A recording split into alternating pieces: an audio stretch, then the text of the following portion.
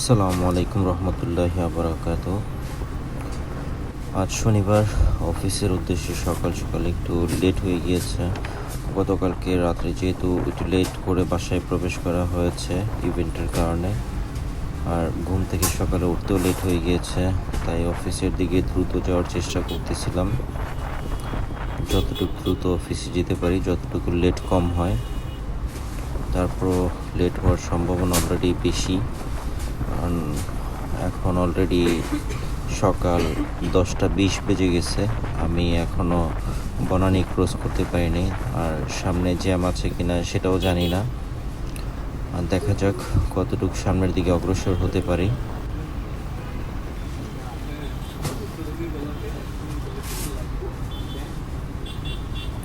তো সামনের দিকে যাওয়া রাস্তায় র্যান্ডমলি যে পাবলিক বাসগুলো থাকে, এরা যেখানে সেখানে দাঁড়ায় যাত্রী ওঠা নামানো শুরু করে দেয়, যার জন্যে একটু জ্যাম পড়ে যায়, অন্য গাড়ি পাস করতে পারে না।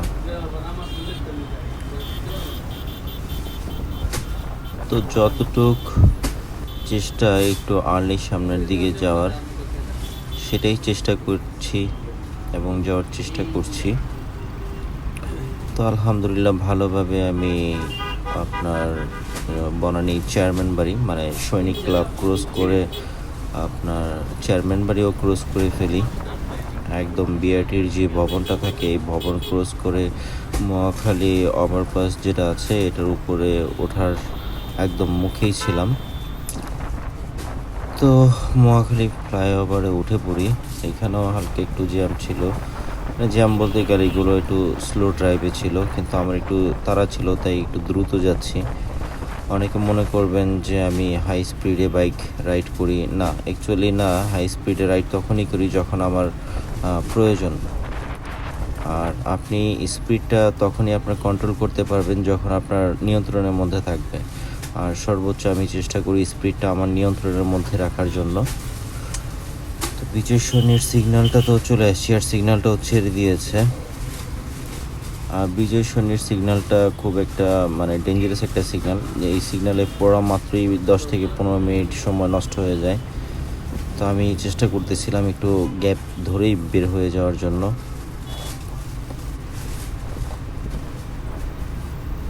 সাইডই দিতে যাচ্ছে না এরা।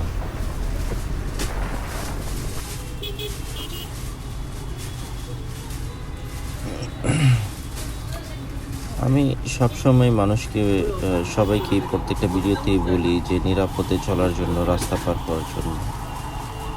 তো যাই হোক, আমি কারণ বাজারে অলরেডি চলে এসেছি মেট্রো রেলের নিচে। যেহেতু আমার অফিস বসুন্ধরায়, তাই আমি ডান দিকে ইউটার্ন নেব। তো সিগন্যাল পড়ে গেছে, কিছু করার নেই, এখানে একটু অপেক্ষা করতে হবে। সিগন্যাল ছাড়লে আবার চলে যাব। এর মধ্যেই একটা দুর্ঘটনা ঘটে যায়।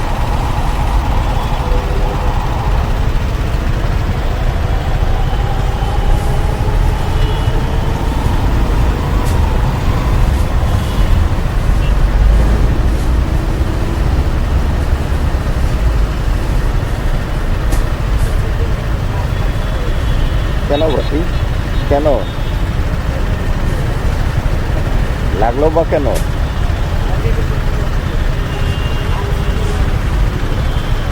না লাগছে সেটা ঠিক আছে, কিন্তু লাগলো বা কেন?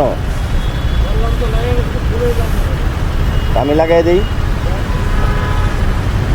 এভাবেই গাড়ি চালান যে লেগে যায়।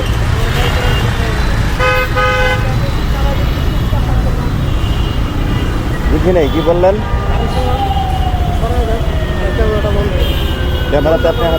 লোকটা এতটা পরিমাণে বেয়াদব ছিল যে সে ভুল করেও সে অনুতপ্ত হচ্ছিল না, এবং কি সরিও বলতেছিল না যে আমার ভুল হয়ে গেছে বা ভুলবশত লেগে গিয়েছে।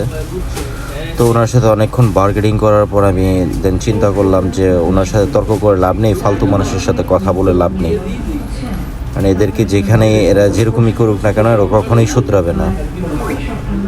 তো আমি আর কথা না বাড়িয়ে আমার অফিসের দিকে চলে যাই। আর যেহেতু আমি লেট হয়েই গেছি, তো সামনের দিকে চলে যেয়ে ডান দিক দিয়ে ইউটার্ন নিয়ে তারপর বসুন্ধরার ফ্রন্ট দিক দিয়ে যাব। তো অলরেডি আমি পানি ভবনের কাছাকাছি চলে আসছি, আর আজকের ভিডিওটা আমি এখানেই শেষ করতে যাচ্ছি, আর লং করতে চাচ্ছি না। আজকের মতন এখানেই শেষ করতে যাচ্ছি। সবার কাছ থেকে বিদায় নিয়ে নেই। সবাই ভালো থাকবেন, সুস্থ থাকবেন, নিরাপদে পথ চলাচল করবেন এবং নিরাপদে ড্রাইভ করবেন। সবাই ভালো থাকবেন, সুস্থ থাকবেন। আল্লাহ হাফেজ।